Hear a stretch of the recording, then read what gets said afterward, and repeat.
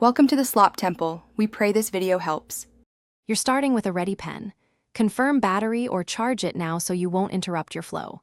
Next, pair the pen to your surface through settings right arrow devices right arrow Bluetooth. Pairing establishes input and button functionality.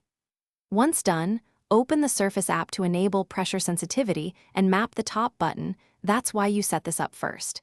It ensures handwriting, ink pressure, and shortcuts behave predictably across apps. Now calibrate so the cursor aligns with your tip. Calibration reduces parallax and improves accuracy when writing or drawing. Make sure to adjust the pressure curve and tilt response in the Surface app so lines transition naturally from thin to thick as you press harder. Next, assign the top and barrel buttons to actions you use most. This saves time. If you switch apps, check settings because some programs override pen mappings. Changing them here keeps consistency. Finish by using the pen with intent.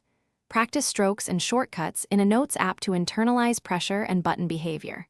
For upkeep, replace nibs when you feel drag and clean the screen with a microfiber cloth to prevent false inputs. If it stops responding, first restart Bluetooth, then replace the battery or repair the device. These steps resolve most issues. If problems persist, try the pen on another surface to isolate hardware versus software faults. That narrows down the fix quickly. Thanks for watching. Consider subscribing if we helped you.